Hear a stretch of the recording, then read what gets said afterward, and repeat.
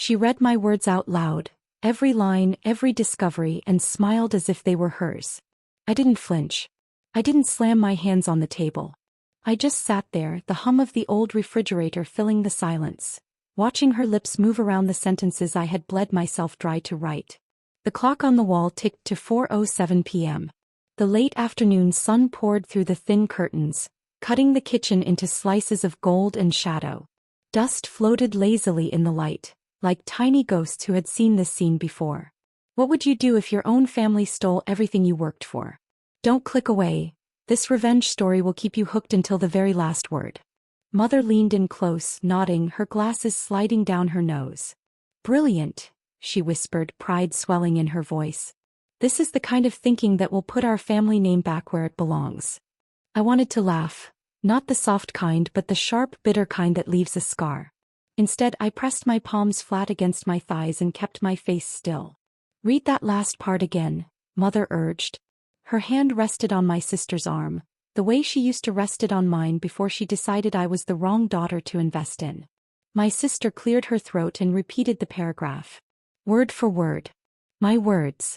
I had written them at 2 a.m, sitting at this same table wrapped in an old sweater, the house asleep.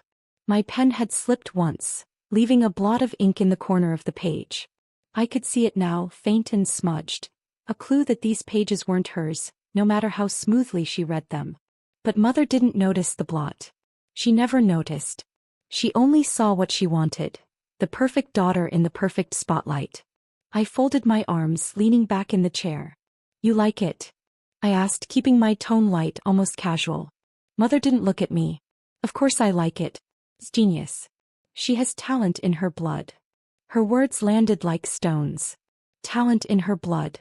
As if mine was nothing but water. I glanced at the notes spread across the table. My handwriting stared back at me, loops and slants familiar as my own reflection. But in that moment it might as well have been invisible. Where did you come up with this? Mother asked my sister. The girl didn't even blink. She smoothed the page with her palm, her nails painted pale pink. It just came to me, she said, a little shrug in her shoulders. I've been thinking a lot about solutions, about breakthroughs. I guess it all lined up. Her lie was smooth. Too smooth.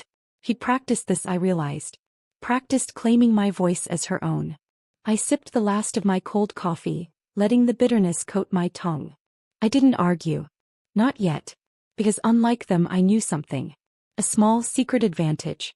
A detail they hadn't noticed and wouldn't until it was far too late. The floor creaked as I shifted my weight. My sister finally looked up from the notes, meeting my eyes across the table. Her smile didn't falter.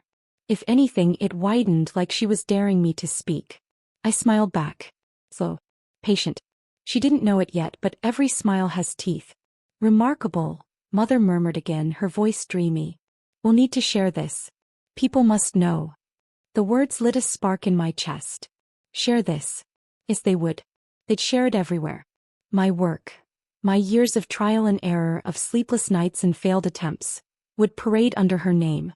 I looked down at my hands, the veins standing out under my skin. 65 years old, and they still shook with the energy of creation. I'd poured everything into those notes. And now I was expected to clap for the thief holding them. The old phone on the counter buzzed, startling us all. My sister jumped, nearly smudging the ink as she fumbled with her purse. She answered quickly, lowering her voice but not enough.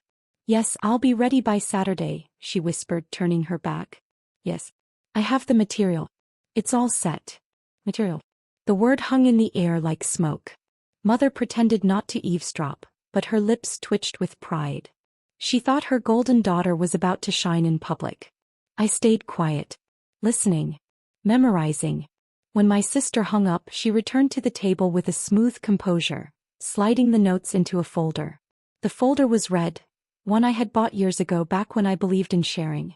She clicked the clasp shut. Final. You'll support her, won't you? Mother asked me suddenly, her gaze sharp as glass. The question wasn't a request. It was a command. Of course, I said, my voice steady. Always. But inside, my pulse beat steady and strong, a drum marking time. Always. Yes, I would support her, in ways she couldn't imagine. Because I still had something they didn't know. Something I hadn't told anyone. Something that made me smile even as they erased me. The kettle whistled on the stove. I rose slowly, pouring hot water into my mug, the steam curling around my face. The smell of chamomile filled the air, soft and calming, though my chest was anything but calm. Behind me they whispered, their voices low and conspiratorial. Mother's encouragement, my sister's laughter. I stirred the tea with a silver spoon, listening to the clink against the porcelain. Every sound etched itself into my memory, every word another notch in the story they were writing without me. But I wasn't gone. I wasn't erased. I returned to the table, cradling the mug in both hands. My sister slid the folder closer to her chest. Proactive. Afraid. Good. He should be afraid. The sun dipped lower, shadows lengthening across the linoleum floor. I studied their faces, mother's glowing with pride, my sister's polished with false confidence. I had been silent for too long. And silence, when sharpened, can cut deeper than any blade. I leaned forward, setting my mug down with a soft click. You know, I said, my voice smooth as the steam rising between us, it's funny how things repeat themselves. People taking credit. People forgetting who really did the work. My sister's smile faltered for the first time. Just a flicker. A crack in the mask. Mother frowned, tilting her head. What are you implying? The air thickened, heavy with tension. I met my sister's eyes directly, unblinking. I think you know. And that's where it stopped. The words hung between us, unspoken truths pressing down on the kitchen like a storm waiting to break. The clock ticked to 4:45. The kettle hissed softly on the stove. My tea cooled untouched. Her hand tightened on the red folder. My smile widened, calm, patient, steady. Because this wasn't the end. Not even close. This was the beginning. I told myself that as I cleared the dishes from the table, the weight of the empty plates heavier than it should have been. My sister's red folder had already disappeared into her bag, and mother lingered by the counter, humming as if nothing had happened. I rinsed the glasses, the water running too hot, scalding my hands, but I welcomed the sting. It kept me awake. It reminded me I was still here. The house smelled faintly of garlic and lemon cleaner, the kind my mother had used for years. The scent used to comfort me. Tonight it only settled on my skin like a film I couldn't wash away.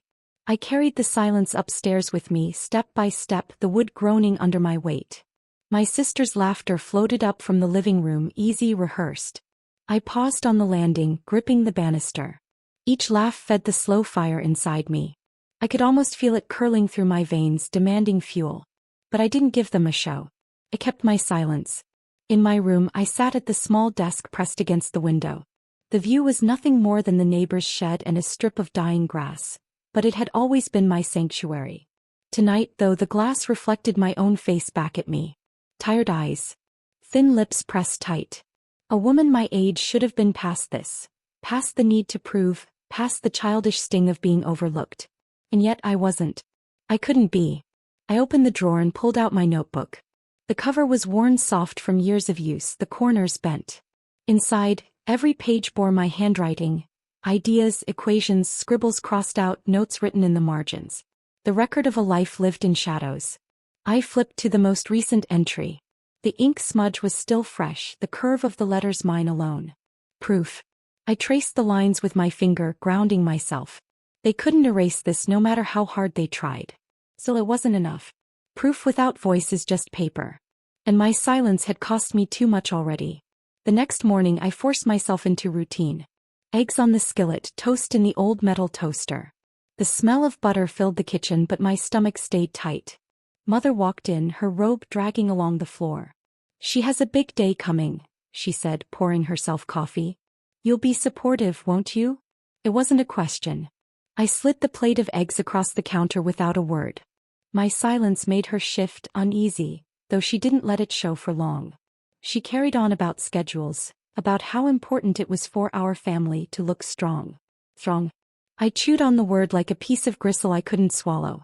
My sister arrived minutes later, dressed in pale blue, folder in hand. She avoided my eyes, busying herself with toast and jam. But when she thought no one was looking, her smile curled, small and sharp. She knew what she had done. She knew I knew. And she thought I would stay quiet. I did stay quiet. 4 days. 4 weeks. But not the way she imagined. Silence became my shield, my cover. I collected details the way others collect coins. The date of her phone calls. The names she dropped when she thought she was impressive. The way Mother's voice shifted, growing softer, more indulgent when speaking to her than to me. I wrote it all down. Line after line. Each entry a reminder. Each note a seed. At night, I sat in the dim kitchen with only the clock for company. Its steady ticking filled the air, louder than breath. I imagined it was counting down to something. Not an ending, but a beginning I could almost taste. The tea kettle hissed on the stove, steam curling into the air. I cupped my hands around the mug, letting the heat seep into my skin, watching the window fog. And in that fog I saw faces. Theirs smiling, careless, certain of their triumph. My reflection was behind them, quiet but solid. Watching. Waiting. One evening, while folding laundry in the den, I overheard my sister on the phone again. Her voice was low, hurried, but I caught pieces. Yes, I'll present it exactly as written. Of course they'll believe me. No, she won't interfere. She never does. My chest tightened. Never does. That was how she saw me. That was how they all saw me. A ghost. A woman too old, too soft, too beaten down to fight back. I folded the towel slowly, smoothing the corners, careful not to let the fabric tremble in my hands. When she walked past, still on the call, I offered her a nod, nothing more. Inside, though, I marked her words like arrows on a map.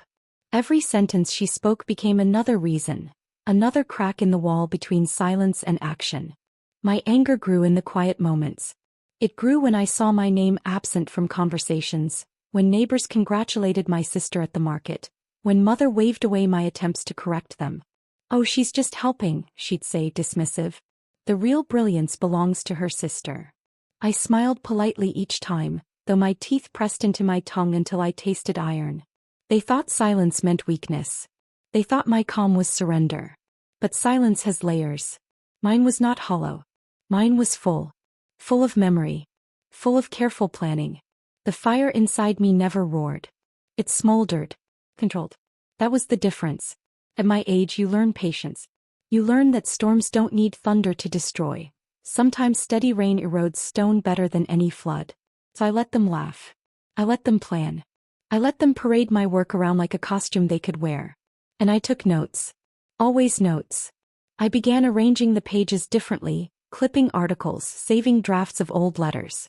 The folder I built was thicker than hers, older, heavier with truth. It grew night by night, a record of every stolen moment. Sometimes I imagined handing it to someone. A judge, a journalist, a neighbor who'd believed the lies. I never said who. Not yet. But the thought steadied me, each page another piece of armor. One night, I caught my reflection again in the dark kitchen window. My hair silver and wild. My eyes steady.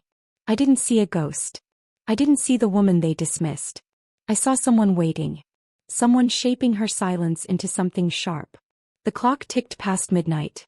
The house was quiet except for my sister's laughter echoing faintly from her room. Muffled, careless, as if the world already belonged to her. I closed my notebook with care, sliding it into the drawer. My fingers lingered on the wood, solid and grounding. I whispered to myself, not for anyone else to hear. They think I never interfere. Pause. They'll learn. The words were still warm in my mouth the next morning as I buttoned my cardigan and tied back my hair. The house smelled of toast and cheap perfume. My sister was already in the living room rehearsing her speech. I could hear her voice rising and falling, practiced, careful, the way an actor prepares for a role. I paused in the hallway listening. She read from the pages she had stolen, my pages, but she had polished them with her charm. She added little flourishes, pauses for effect. If I hadn't written the words myself, I might have believed her. I stepped into the doorway, quiet as a shadow. She stood before the mirror, folder in hand, her shoulders squared. "This discovery," she declared, "will change everything." Her voice rang with confidence. Mine had never been allowed to. I cleared my throat. The sound was small, but it sliced through her performance like glass on stone. He jumped, spinning toward me. "Were you listening?" she asked, her tone half accusation, half defense. I shrugged, leaning against the frame. "It's hard not to." Her lips pressed into a thin line. For a moment she looked younger, not the polished woman she wanted to be, but the girl who used to cry when she scraped her knees. Then the mask slipped back on, smooth and smug. Well, she said, someone has to represent us. Represent us. The words echoed in my head as I made coffee. The machine hissed and gurgled, filling the kitchen with the bitter smell I had long grown used to. She sat at the table, flipping through the notes, her nails tapping the pages in rhythm. Where is the event? I asked. My voice was casual, almost bored. Her eyes flicked up, narrowing. Community hall. Saturday. Why? Just curious, I said, pouring my coffee. She studied me for a moment as if trying to read my thoughts. But she wouldn't find them. Silence has its advantages. Mother came in then, cheerful, clapping her hands. We'll need to make sure everything is perfect, she said. Outfits, hair, introductions. This is important. Important. I sipped my coffee slowly, the heat burning my tongue. Important to them meant recognition, applause, reputation. To me it meant something else entirely. The days leading up to Saturday dragged like stones in my pocket. Each hour stretched with tension, every sound amplified. I found myself noticing small details I had once overlooked. The way my sister rehearsed late at night, pacing her room, her voice leaking through the thin walls. The way Mother hovered, correcting her posture, adjusting her words as if grooming her for royalty. Me. I took my silence and shaped it into something sharper. I began organizing my notes differently. Not just dates and conversations but connections. Who she had called. What she had promised. How she had shifted the story piece by piece until it no longer resembled the truth. I clipped articles from the local paper, stories about upcoming talks, announcements of her discoveries. I circled the phrases that were mine. My handwriting sat beside printed words like a ghost pressing against glass. One afternoon while walking back from the market, I overheard two neighbors talking near the corner store. Did you hear about her presentation? One asked, excitement in her voice. Yes, the other replied. She's brilliant, isn't she? Such a gift. The words landed like stones again, heavy, bruising. I kept walking, my grocery bag digging into my palm. The apples inside shifted, rolling against each other, their red skins bruising where they touched. I said nothing to the neighbors. I smiled politely when they greeted me as if I was proud too. But inside I added their words to my ledger. Another page. Another entry. Saturday arrived with a thin gray sky and the smell of rain in the air. My sister stood at the mirror again, this time dressed in navy, her hair pinned just so. Mother fussed with her necklace, adjusting it until it lay perfectly against her collarbone. You look like you belong up there, Mother said, beaming. My sister's eyes met mine in the reflection. Her smile was triumphant, sharp. Don't wait up, she said, picking up the red folder. I won't, I answered. The door shut behind them, leaving the house quiet. Too quiet. I sat at the kitchen table, staring at the steam rising from my tea. My notes were spread before me, the folder I had built thicker than hers. I ran my fingers over the pages, each one alive with my handwriting. I could go. I could sit in the back, watch the show, see the illusion play out. But watching wasn't enough anymore. I wanted more than to see. I wanted to break it. The community hall smelled of old wood and floor polish. Chairs were lined in neat rows, a small stage at the front. A projector hummed, casting faint light against the screen. People filed in, chatting, their voices low but eager. I slipped in quietly, choosing a seat near the back. No one noticed me. They never did. My sister stood at the side of the stage, folder clutched in her hands. She looked calm, but I saw the twitch in her jaw, the way her fingers tapped against the folder's edge. Mother hovered beside her, whispering last-minute encouragement. I sipped from a paper cup of lukewarm coffee, the bitter taste grounding me. The lights dimmed. The crowd hushed. And then she walked onto the stage. Good evening, she began, her voice steady, clear. I am honored to share with you something that will change lives. Applause rose, polite and expectant. She smiled, soaking it in. Slide after slide appeared on the screen. Charts, diagrams, explanations, all mine. She spoke as if the thoughts were born in her mind, as if the ink had flowed from her pen. The audience leaned forward, captivated. Heads nodded, whispers of admiration spread. But I watched their faces closely. I saw the flickers, confusion, hesitation, the brief moments when something didn't quite add up. My whispers had taken root. The doubts I'd planted in small conversations, in passing remarks, now began to bloom. A woman in the front row leaned to her neighbor, frowning. A man scribbled a note, his brow furrowed. The illusion was cracking. My sister's voice wavered once, just once, when she caught the shift in the room. But she recovered quickly, pressing forward. I leaned back in my chair, folding my hands in my lap. The fire inside me was no longer just heat. It was steady light. This was what I had waited for. Not the explosion, not the confrontation. The slow unraveling. The moment when truth pushed through the cracks of lies. She closed her speech with a flourish, expecting applause. But the sound that followed was muted, hesitant. Not the roar she had imagined. Her smile faltered. Mother's face tightened in the shadows by the stage. I stood quietly, finishing my coffee, the paper cup warm in my hands. The illusion had broken. Not fully. Not yet. But enough. And they knew it. The room was too quiet for a moment after the speech ended, the kind of quiet that feels heavy like wet cloth clinging to skin. My sister stood center stage, her smile pinned in place, but her eyes darted across the audience, searching for applause that wasn't coming. A few claps scattered here and there, polite but uncertain, like people weren't sure if it was over or if they should even be impressed. The rest of the crowd shifted in their chairs. Throats cleared. Pens tapped against notebooks. A murmur rose, low and restless. Mother was the first to move, stepping toward the stage. She began clapping, sharp and quick, as if she could summon enthusiasm by force. "Brilliant," she called out. "Absolutely brilliant." The sound echoed in the hall, brittle like glass about to crack. I stayed seated in the back watching. My sister lifted her chin, pretending confidence, but I could see the tightness around her mouth. She opened the red folder again, flipping through her notes as if more words might rescue her. But the audience wasn't with her anymore. The illusion had slipped and they were beginning to see it. A man in the third row raised his hand. His voice was polite but steady. "Could you explain the methodology behind this section? It doesn't seem to align with your earlier claim." My sister froze. The pause stretched too long. She coughed, tried to smile, and began speaking again, but her answer was vague, circular. Another hand went up. Then another. Questions piled, one after the other, each one poking holes, each one pulling at threads. She stammered once, then twice. Her voice lost its shine. Mother glared at the crowd, her lips pressed tight, but even she couldn't control them now. I stood slowly, making my way down the side aisle.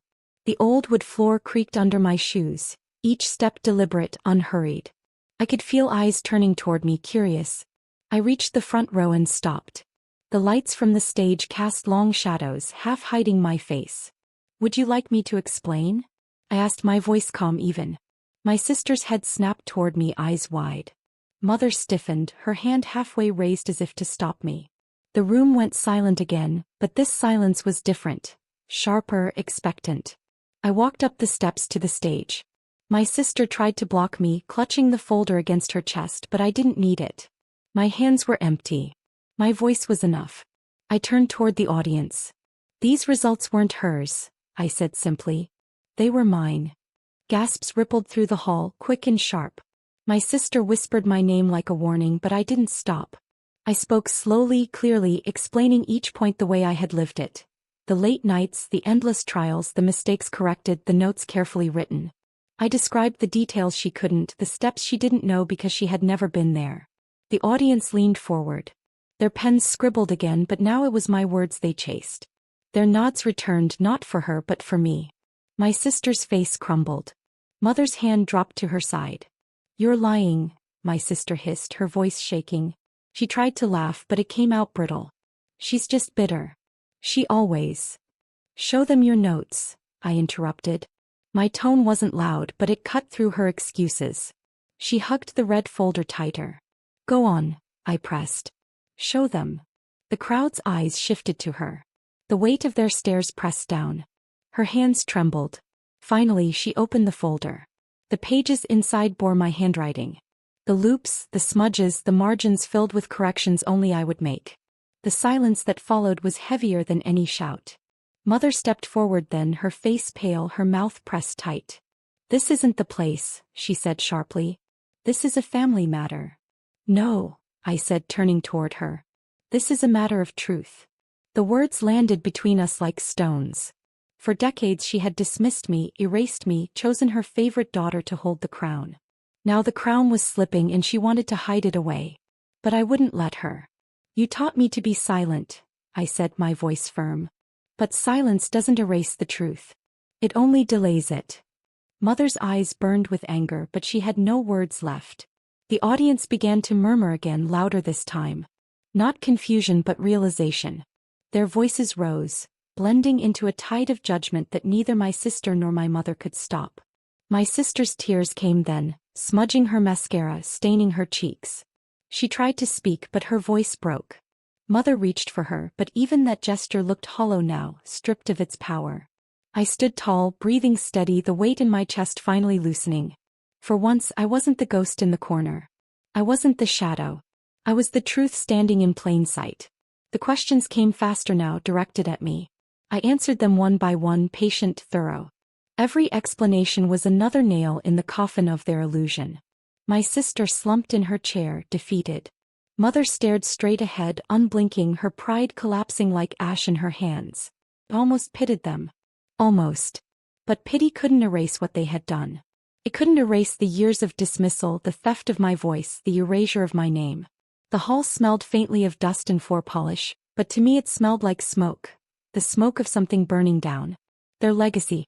When it was over, the applause came. Not for her. Not for them. For me. It wasn't thunderous. It wasn't wild. But it was steady, strong, undeniable. And in that moment I didn't need more. I glanced at my sister. She couldn't meet my eyes. Mother's lips were pressed so tight they looked bloodless. Their pride was gone. Reduced to nothing. Ashes. And I stood in the middle of it, breathing free. The applause faded, leaving only the sound of shifting chairs and hushed voices. My sister stayed hunched in her seat, staring at the red folder in her lap like it might still save her. Mother stood stiff at her side, her face pale, her jaw clenched so tight I thought her teeth might break. I stepped down from the stage slowly, feeling the wooden floorboards flex under my weight. Every step felt heavier, but not with shame. With release. With truth. The crowd parted slightly as I moved through them. People glanced at me, their expressions a mixture of surprise, respect, and something else. Recognition. For the first time in my life they saw me. Not as the silent one. Not as the helper. As the woman who had done the work. The woman who had built the fire they had tried to smother. Outside the air was cool and sharp. The sky had darkened, a low hum of thunder rolling in the distance. I pulled my cardigan tighter around me, the fabric rough against my skin, but I didn't mind. I welcomed the bite of the wind. Mother and my sister followed me out, their heels clicking angrily on the pavement. "You've ruined us," Mother hissed, her voice low but venomous. I turned, meeting her eyes. "No," I said. "You ruined yourselves the moment you decided my silence made me weak." Her lips trembled, but she said nothing. My sister's tears streaked her face, her voice breaking as she whispered, "Why couldn't you just let me have it? Why couldn't you let me be the one?" I looked at her, really looked at her. This woman who had stolen from me, who had basked in Mother's praise, who had worn my work like it was her crown. And for the first time I didn't feel anger. I felt clarity. "Because it wasn't yours," I said simply. We stood there on the sidewalk, the hall behind us still buzzing with voices. The storm clouds gathered overhead, a cold drizzle beginning to fall. Mother reached for my sister's hand, clutching it like a lifeline. But the gesture looked weak now, desperate. Their bond had been built on lies, and lies don't hold in the rain. I let them go. I didn't need to fight them anymore. They had already lost. Back home the house felt different. Not because it had changed, but because I had. The familiar scent of lemon cleaner no longer felt suffocating. The ticking of the kitchen clock no longer mocked me. I went to my desk and opened my notebook, the one that had carried every detail of my journey. I turned to the last page and picked up my pen. My hand didn't shake this time. I wrote the date at the top. And beneath it one simple sentence: "They finally saw me." The words looked small on the page, but they filled the room, filled my chest, filled the silence that had once swallowed me whole. In the days that followed, whispers spread quickly. Neighbors who had once congratulated my sister now crossed the street to speak to me. "We didn't know," they said, their voices soft, apologetic. I nodded, accepting their words but not needing them. Their recognition was late, but it wasn't what I had been waiting for. What mattered was that my name was no longer erased. That the truth was no longer buried. Mother barely spoke to me after that night. She stayed in her room most days, the door closed, the sound of the television seeping under the crack. When we crossed paths, her eyes were hard, but her voice carried no authority anymore. Her pride had turned to dust, and dust holds no power. My sister avoided me too. She left the house often, but without her usual confidence. She walked faster, her head down, her shoulders bent. She knew what people thought now. She knew the whispers weren't admiration anymore. And I sat at the kitchen table with my tea, the steam curling in the morning light. I wrote. I thought. I breathed. One evening, as the sun dipped low, Mother finally spoke. She stood in the doorway of the kitchen, her arms crossed, her face lined with defeat. "You were never meant to be the heir," she said. Her voice was tired, almost fragile. I looked up from my notebook. "I know," I answered. Her eyes flickered, uncertain. "I was never your heir," I continued. "I was never hers either. I wasn't made to follow. I was made to endure." The silence stretched. She opened her mouth, closed it again. For once she had no words to diminish me. She turned and left the room, her footsteps heavy. That night I stood at the window watching the street lamps flicker to life. The world outside was the same. Cars passing, children laughing in the distance, the smell of rain on the pavement. But inside me everything was different. For the first time in 65 years I wasn't carrying their shadow. I wasn't begging for their approval. I was my own. The final twist wasn't that I had exposed them. That was only part of it. The real twist was this: I didn't need them anymore. Their crowns, their legacy, their approval, none of it mattered. My worth had never lived in their hands. It had always been in mine, in the ink of my notes, in the quiet persistence of my work, in the fire I carried when they tried to silence me. They thought I wanted to inherit their name. But I didn't. I had built my own. The next morning I stood at the mirror, brushing my silver hair back from my face. I looked older, yes, but not smaller. Not weaker. My reflection stared back at me, steady, proud. For decades I had been told I was behind the scenes. Invisible. Disposable. But now when I spoke, people listened. When I walked into a room, they noticed. When they talked about the breakthrough, they spoke my name. And it wasn't because I was their heir. It was because I was me. I closed my notebook that day, sliding it back into the drawer. I didn't need to write more. The story had already been told. Not by them, not stolen, but by me. I sat back in my chair, the morning sun warming my face, and whispered the words aloud, words that no longer felt bitter but true. I was never their heir. I let the pause stretch, savoring it, before finishing softly, firmly, with the truth that had burned in me all along. I was their reckoning. If this story struck a chord with you, subscribe for more powerful revenge and betrayal stories. Every week, I share emotional storytelling that will stay with you long after the video ends.